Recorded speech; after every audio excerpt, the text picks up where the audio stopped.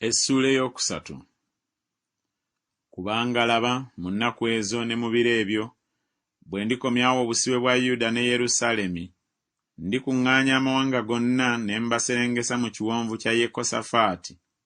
Kale ndiyima eyo ne mpolereza abantu bange n'obusika bwange Isirayiri, be baasaasaanyiriza mu mawanga ne bagabana ensi yange. Era bakubidde abantu bange obululu, era bawaddeyo omulenzi olw'omukazi omwenzi, ne batunda omuwala olw'omwenge balyoke banywe.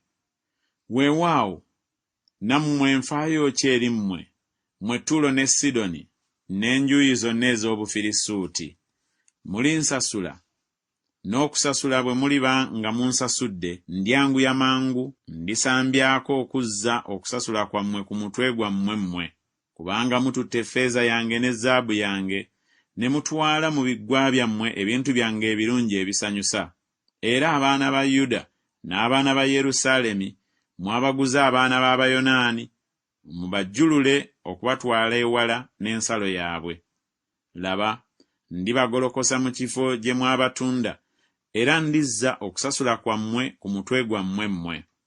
Era nditunda batabani bammwe ne bawala bammwe mu mukono gw'abaana ba Yuda, n'abo balibaguza abasajja ab'e Siba, eggwanga eriri ewala, kubanga Mukama y'akyogedde. Mulangirire kino mu mawanga, mutegeke obulwa, mugolokose abasajja ab'amaanyi, abasajja bonna abalwanyi basembere, bambuke. Muweese enkumbi zammwe okuba ebitala, n'ebiwabyo byammwe okuba amafumu, omunafu ayogere nti ndi w'amaanyi. Mwanguwe mujje, mmwe mwenna amawanga ageetoolodde mukuŋŋaane. Serengeseeyo ababa ab'amaanyi, Ayi Mukama. Amawanga gayimuke gambuke mu kiwonvu kya Yekosafaati, kubanga eyo gye ndituula okusala omusango gw'amawanga gonna ageetoolodde. Muteekeewo ekiwabyo, kubanga ebikungulwa byengedde. Mujje musambe, kubanga essogolero lijjudde. Amabanvu gayiika, kubanga obubi bwabwe bungi.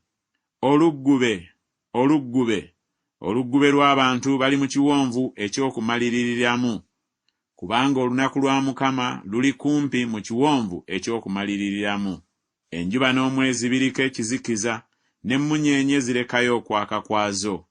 Awo Mukama aliwuluguma ng'ayima e Sayuuni, alireeta eddoboozi lye ng'ayima e Yerusaalemi, n'eggulu n'ensi birikankana. Naye Mukama aliba buddukiro eri abantu be, era ekigo eri abaana ba Isirayiri. Bwe mutyo mulimanya nga nze ndi Mukama Katonda wammwe, abeera ku Sayuuni olusozi lwange olutukuvu. Kale Yerusaalemi kiriba kitukuvu, so tewaliba bannaggwanga abalikiyitamu nate. Awo olulituuka ku lunaku luli, ensozi ziritonnya omwenge omuwoomerevu, n'obusozi bulikulukuta amata, n'obugga bwonna obwa Yuda bulikulukuta amazzi. Era oluzzi luliva mu nnyumba ya Mukama, lulifukirira ekiwonvu Sitimu.